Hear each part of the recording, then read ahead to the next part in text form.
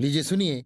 मुंशी प्रेमचंद के लिखे कथा संग्रह मानसरोवर एक की कहानी बड़े भाई साहब, मेरी यानी समीर गोस्वामी की आवाज में। मेरे भाई साहब मुझसे 5 साल बड़े थे, लेकिन केवल 3 दर्जे आगे। उन्होंने भी उसी उम्र में पढ़ना शुरू किया था जब मैंने शुरू किया था, लेकिन तालीम जैसे महत्व के मामले में वो किसी जल्दबाजी से काम लेना पसंद न करते थे। इस भावना की बुनियाद खूब मजबूत डालना चाहते थे, जिस पर आलीशान महल बन सके। 1 साल का काम 2 साल में करते थे, कभी कभी 3 साल लग जाते थे। बुनियाद ही पुख्ता न हो तो मकान कैसे पायदार बने। मैं छोटा था, वो बड़े थे। मेरी उम्र 9 साल की थी, वो 14 साल के थे। उन्हें मेरी तंबीह और निगरानी का पूरा जन्म सिद्ध अधिकार था, और मेरी शालीनता इसी में थी कि उनके हुक्म को कानून समझूं। वो स्वभाव से बड़े अध्ययनशील थे, हरदम किताब खोले बैठे रहते और शायद दिमाग को आराम देने के लिए कभी कॉपी पर, कभी किताब के हाशियों पर चिड़ियों, कुत्तों, बिल्लियों की तस्वीरें बनाया करते थे। कभी कभी एक ही नाम या शब्द या वाक्य 10-20 बार लिख डालते। कभी एक शेर को बार बार सुंदर अक्षर में नकल करते। कभी ऐसी शब्द रचना करते जिसमें न कोई अर्थ होता, न कोई सामंजस्य। मसलन एक बार उनकी कॉपी पर मैंने ये इबारत देखी: स्पेशल, अमीना, भाइयों भाइयों, दरअसल, भाई भाई, राधे श्याम, श्रीयुत राधे श्याम, 1 घंटे तक। इसके बाद एक आदमी का चेहरा बना हुआ था। मैंने चेष्टा की कि इस पहेली का कोई अर्थ निकालूं, लेकिन असफल रहा और उनसे पूछने का साहस न हुआ। वो 9वीं जमात में थे, मैं 5वीं में। उनकी रचनाओं को समझना मेरे लिए छोटा मुंह बड़ी बात थी। मेरा जी पढ़ने में बिल्कुल न लगता था। 1 घंटा भी किताब लेकर बैठना पहाड़ था। मौका पाते ही हॉस्टल से निकलकर मैदान में आ जाता और कभी कंकरियां उछालता, कभी कागज की तितलियां उड़ाता, और कहीं कोई साथी मिल गया तो पूछना ही क्या। कभी चार दीवारी पर चढ़कर नीचे कूद रहे हैं, कभी फाटक पर सवार उसे आगे पीछे चलाते हुए मोटर कार का आनंद उठा रहे हैं। लेकिन कमरे में आते ही भाई साहब का रौद्र रूप देखकर प्राण सूख जाते। उनका पहला सवाल होता, कहाँ थे? हमेशा यही सवाल इसी ध्वनि में पूछा जाता था, और इसका जवाब मेरे पास केवल मौन था। न जाने मुंह से ये बात क्यों न निकलती कि जरा बाहर खेल रहा था। मेरा मौन कह देता था कि मुझे अपना अपराध स्वीकार है, और भाई साहब के लिए इसके सिवा और कोई इलाज न था कि स्नेह और रोष से मिले हुए शब्दों में मेरा सत्कार करें। इस तरह अंग्रेजी पढ़ोगे तो जिंदगी भर पढ़ते रहोगे और एक हर्फ ना आएगा। अंग्रेजी पढ़ना कोई हंसी खेल नहीं है कि जो चाहे पढ़ ले। नहीं, ऐरा गैरा नत्थु खैरा सभी अंग्रेजी के विद्वान हो जाते। यहां रात दिन आंखें फोड़नी पड़ती हैं और खून जलाना पड़ता है, तब कहीं ये विधा आती है। और आती क्या है? हाँ, कहने को आ जाती है। बड़े बड़े विद्वान भी शुद्ध अंग्रेजी नहीं लिख सकते, बोलना तो दूर रहा। और मैं कहता हूं, तुम कितने घोंगा हो कि मुझे देखकर भी सबक नहीं लेते। मैं कितनी मेहनत करता हूं, तुम अपनी आंखों देखते हो। अगर नहीं देखते तो ये तुम्हारी आंखों का कसूर है, तुम्हारी बुद्धि का कसूर है। इतने मेले तमाशे होते हैं, मुझे तुमने कभी देखने जाते देखा है? रोज ही क्रिकेट और हॉकी मैच होते हैं, मैं पास नहीं फटकता, हमेशा पढ़ता रहता हूं। उस पर भी एक एक दर्जे में 2-2, 3-3 साल पड़ा रहता हूं। फिर तुम कैसे आशा करते हो कि तुम यों खेल कूद में वक्त गंवा कर पास हो जाओगे? मुझे तो 2 ही 3 साल लगते हैं, तुम उम्र भर इसी दर्जे में पड़े सड़ते रहोगे। अगर तुम्हें इस तरह उम्र गंवानी है तो बेहतर है घर चले जाओ और मजे से गुल्ली डंडा खेलो। दादा की गाढ़ी कमाई के रुपए क्यों बर्बाद करते हो? मैं ये लताड़ सुनकर आंसू बहाने लगता। जवाब ही क्या था? अपराध तो मैंने किया, लताड़ कौन सही। भाई साहब उपदेश की कला में निपुण थे। ऐसी ऐसी लगती बातें कहते, ऐसे ऐसे सूखती बाण चलाते कि मेरे जिगर के टुकड़े टुकड़े हो जाते और हिम्मत छूट जाती। इस तरह जान तोड़कर मेहनत करने की शक्ति मैं अपने में न पाता था, और उस निराशा में जरा देर के लिए मैं सोचने लगता, क्यों न घर चला जाऊं। जो काम मेरे बूते के बाहर है उसमें हाथ डालकर क्यों अपनी जिंदगी खराब करूं। मुझे अपना मूर्ख रहना मंजूर था, लेकिन उतनी मेहनत, मुझे तो चक्कर आ जाता था, लेकिन घंटे 2 घंटे बाद निराशा के बादल फट जाते और मैं इरादा करता कि आगे से खूब जी लगाकर पढ़ूंगा। चटपट एक टाइम टेबल बना डालता, बिना पहले से नक्शा बनाए, बिना कोई स्कीम तैयार किए काम कैसे शुरू करूं। टाइम टेबल में खेल कूद की मद बिल्कुल उड़ जाती। प्रातःकाल उठना, 6 बजे मुंह हाथ धो नाश्ता कर पढ़ने बैठ जाना, 6 से 8 तक अंग्रेजी, 8 से 9 तक हिसाब, 9 से 9:30 तक इतिहास, फिर भोजन और स्कूल, 3:30 बजे स्कूल से वापस होकर आधा घंटा आराम, 4 से 5 तक भूगोल, 5 से 6 तक ग्रामर, आधा घंटा हॉस्टल के सामने टहलना, 6:30 से 7 तक अंग्रेजी कंपोजिशन, फिर भोजन करके 8 से 9 तक अनुवाद, 9 से 10 तक हिंदी, 10 से 11 तक विविध विषय, फिर विश्राम। मगर टाइम टेबल बना लेना एक बात है, उस पर अमल करना दूसरी बात। पहले ही दिन से उसकी अवहेलना शुरू हो जाती। मैदान की वो सुखद हरियाली, हवा के वो हल्के हल्के झोंके, फुटबॉल की उछल कूद, कबड्डी के वो दांव घात, वॉलीबॉल की वो तेजी और फुर्ती मुझे अज्ञात और अनिवार्य रूप से खींच ले जाती, और वहां जाते ही मैं सब कुछ भूल जाता। वो जानलेवा टाइम टेबल, वो आंख फोड़ पुस्तकें किसी की याद न रहती, और फिर भाई साहब को नसीहत और फजीहत का अवसर मिल जाता। मैं उनके साय से भागता, उनकी आंखों से दूर रहने की चेष्टा करता, कमरे में इस तरह दबे पांव आता कि उन्हें खबर न हो। उनकी नजर मेरी ओर उठी और मेरे प्राण निकले। हमेशा सिर पर एक नंगी तलवार सी लटकती मालूम होती। फिर भी जैसे मौत और विपत्ति के बीच में भी आदमी मोह और माया के बंधन में जकड़ा रहता है, मैं फटकार और घुड़कियां खाकर भी खेल कूद का तिरस्कार न कर सकता। सालाना इम्तिहान हुआ, भाई साहब फेल हो गए, मैं पास हो गया और दर्जे में प्रथम आया। मेरे और उनके बीच केवल 2 साल का अंतर रह गया। जी में आया भाई साहब को आड़े हाथों लूं। आपकी वो घोर तपस्या कहाँ गई? मुझे देखिए, मजे से खेलता भी रहा और दर्जे में अव्वल भी हूं, लेकिन वे इतने दुखी और उदास थे कि मुझे उनसे दिली हमदर्दी हुई और उनके घाव पर नमक छिड़कने का विचार ही लज्जास्पद जान पड़ा। हाँ, अब मुझे अपने ऊपर कुछ अभिमान हुआ और आत्मसम्मान भी बढ़ा। भाई साहब का वो रोब मुझ पर न रहा। आजादी से खेल कूद में शरीक होने लगा। दिल मजबूत था। अगर उन्होंने फिर मेरी फजीहत की तो साफ कह दूंगा, आपने अपना खून जलाकर कौन सा तीर मार लिया। मैं तो खेलते कूदते दर्जे में अव्वल आ गया।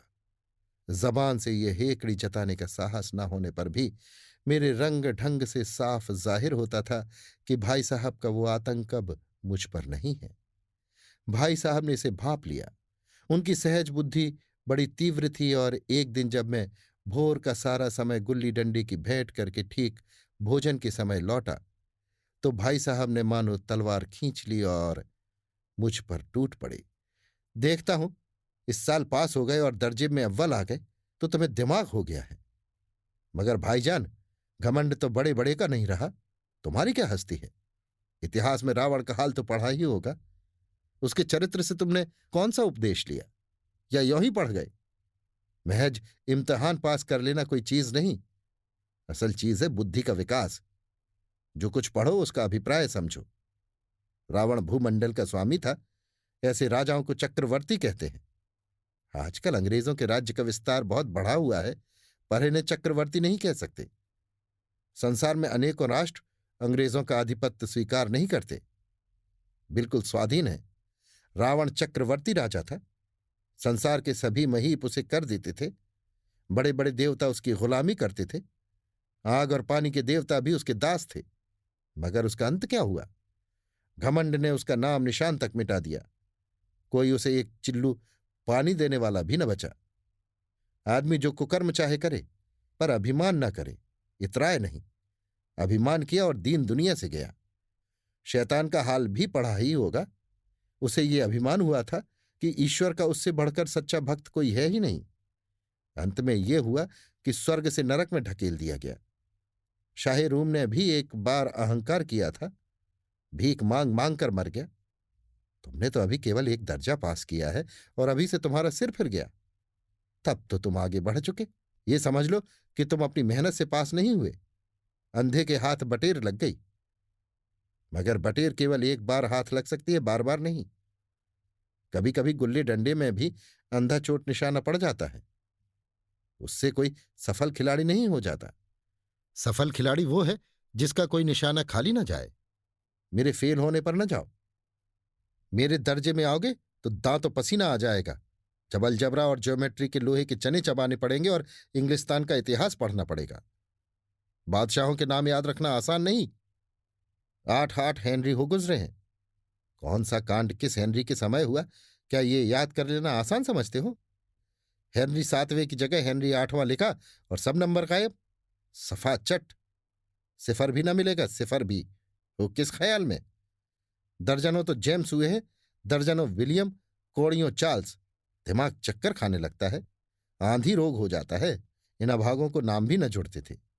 एक ही नाम के पीछे दोयम सोयम चहारुम पंजम लगाते चले गए। मुझसे पूछते तो 10 लाख नाम बता देता। और ज्योमेट्री तो बस खुदा की पनाह। आबाजा की जगह आजा बा लिख दिया और सारे नंबर कट गए। कोई निर्दयी मुमतहीनों से नहीं पूछता कि आखिर आबाजा और आजाबा में क्या फर्क है, और व्यर्थ की बात के लिए क्यों छात्रों का खून करते हो? दाल भात रोटी खाई या भात दाल रोटी खाई, इसमें क्या रखा है? मगर इन परीक्षकों को क्या परवाह? वो तो वही देखते हैं जो पुस्तक में लिखा है। चाहते हैं कि लड़के अक्षर अक्षर रट डालें, और इसी रटंत का नाम शिक्षा रख छोड़ा है। और आखिर इन बेसिर पैर की बातों के पढ़ने से क्या फायदा? इस रेखा पर वो लंब गिरा दो तो आधार लंब से दुगना होगा। पूछिए इससे प्रयोजन? दुगना नहीं चौगना हो जाए या आधा ही रहे, मेरी बला से। लेकिन परीक्षा में पास होना है तो ये सब खुराफात याद रखनी पड़ेगी। कह दिया समय की पाबंदी पर एक निबंध लिखो जो 4 पन्नों से कम ना हो। अब आप कॉपी सामने खोले, कलम हाथ में लिए, उसके नाम को रोइए। कौन नहीं जानता कि समय की पाबंदी बहुत अच्छी बात है। इससे आदमी के जीवन में संयम आ जाता है, दूसरों का उस पर स्नेह होने लगता है और उसके कारोबार में उन्नति होती है। लेकिन इस जरा सी बात पर 4 पन्ने कैसे लिखें? जो बात एक वाक्य में कही जा सके उसे 4 पन्ने में लिखने की जरूरत? मैं तो इसे हिमाकत समझता हूं। यह तो समय की किफायत नहीं बल्कि उसका दुरुपयोग है कि व्यर्थ में किसी बात को ठूंस दिया। हम चाहते हैं आदमी को जो कुछ कहना हो चटपट कह दे और अपनी राह ले।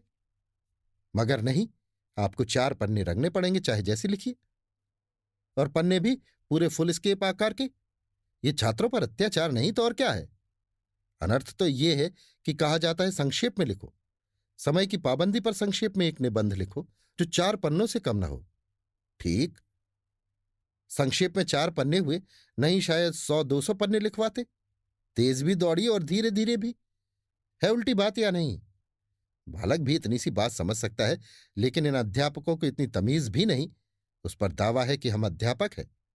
मेरे दर्जे में आओगे लाला तो ये सारे पापड़ बेलने पड़ेंगे, और तब आटे दाल का भाव मालूम होगा। इस दर्जे में अव्वल आ गए हो तो जमीन पर पांव नहीं रखते। इसलिए मेरा कहना मानिए। लाख फेल हो गया हूं, लेकिन तुमसे बड़ा हूं। संसार का मुझे तुमसे ज्यादा अनुभव है। जो कुछ कहता हूं उसे गिरह बांधिए, नहीं पछताइएगा। स्कूल का समय निकट था। नहीं ईश्वर जाने ये उपदेश माला कब समाप्त होती। भोजन आज मुझे निस्वाद सा लग रहा था। जब पास होने पर यह तिरस्कार हो रहा है तो फेल हो जाने पर तो शायद प्राण ही ले लिए जाएं। भाई साहब ने अपने दर्जे की पढ़ाई का जो भयंकर चित्र खींचा था उसने मुझे भयभीत कर दिया। कैसे स्कूल छोड़कर घर नहीं भागा, यही ताज्जुब है। लेकिन इतने तिरस्कार पर भी पुस्तकों में मेरी अरुचि ज्यों की त्यों बनी रही। खेल कूद का कोई अवसर हाथ से न जाने देता। पढ़ता भी था मगर बहुत कम। बस इतना कि रोज का टास्क पूरा हो जाए और दर्जे में जलील न होना पड़े। अपने ऊपर जो विश्वास पैदा हुआ था वो फिर लुप्त हो गया और फिर चोरों का सा जीवन कटने लगा। फिर सालाना इम्तिहान हुआ और कुछ ऐसा संयोग हुआ कि मैं फिर पास हो गया और भाई साहब फिर फेल हो गए। मैंने बहुत मेहनत न की पर न जाने कैसे दर्जे में अव्वल आ गया। मुझे खुद अचरज हुआ। भाई साहब ने प्राणांतक परिश्रम किया था। कोर्स का एक एक शब्द चाट गए थे। 10 बजे रात तक इधर, 4 बजे भोर से उधर, 6 से 9:30 तक स्कूल जाने के पहले। मुद्रा कांतिहीन हो गई थी मगर बेचारे फेल हो गए। मुझे उन पर दया आती थी। नतीजा सुनाया गया तो वो रो पड़े और मैं भी रोने लगा। अपने पास होने वाली खुशी आधी हो गई। मैं भी फेल हो गया होता तो भाई साहब को इतना दुख न होता। लेकिन विधि की बात कौन टाले। मेरे और भाई साहब के बीच में अब केवल एक दर्जे का अंतर और रह गया। मेरे मन में एक कुटिल भावना उदय हुई कि कहीं भाई साहब एक साल और फेल हो जाए तो मैं उनके बराबर हो जाऊं। फिर वो किस आधार पर मेरी फजीहत कर सकेंगे। लेकिन मैंने इस कमीने विचार को दिल से बलपूर्वक निकाल डाला। आखिर वो मुझे मेरे हित के विचार से ही तो डांटते हैं। मुझे उस वक्त अप्रिय लगता अवश्य है, मगर ये शायद उनके उपदेशों का ही असर हो कि मैं दनादन पास होता जाता हूं और इतने अच्छे नंबरों से। अब भाई साहब बहुत कुछ नर्म पड़ गए थे। कई बार मुझे डांटने का अवसर पाकर भी उन्होंने धीरज से काम लिया। शायद अब वो खुद समझने लगे थे कि मुझे डांटने का अधिकार उन्हें नहीं रहा, या रहा तो बहुत कम। मेरी स्वच्छंदता भी बढ़ी ही। मैं उनकी सहिष्णुता का अनुचित लाभ उठाने लगा। मुझे कुछ ऐसी धारणा हुई कि मैं तो पास ही हो जाऊंगा, पढ़ूं या ना पढ़ूं। मेरी तकदीर बलवान है। इसलिए भाई साहब के डर से जो थोड़ा बहुत पढ़ लिया करता था वो भी बंद हुआ। मुझे कनकौए उड़ाने का नया शौक पैदा हो गया था और अब सारा समय पतंगबाजी की ही भेंट होता था। फिर भी मैं भाई साहब का अदब करता था और उनकी नजर बचाकर कनकौए उड़ाता था। माझा देना, कन्ने बांधना, पतंग टूर्नामेंट की तैयारियां आदि समस्याएं अब गुप्त रूप से हल की जाती थी। भाई साहब को ये संदेह न करने देना चाहता था कि उनका सम्मान और लिहाज मेरी नजरों से कम हो गया है।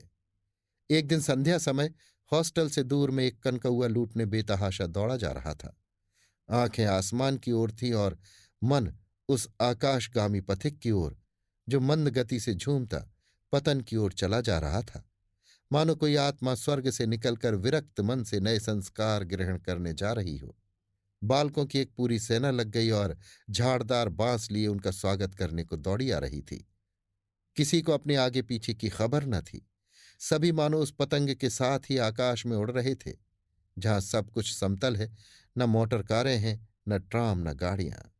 सहसा भाई साहब से मेरी मुठभेड़ हो गई, जो शायद बाजार से लौट रहे थे। उन्होंने वहीं मेरा हाथ पकड़ लिया और उग्र भाव से बोले, इन बाजारी लौंडों के साथ धेले के कनकौवे के लिए दौड़ते तुम्हें शर्म नहीं आती?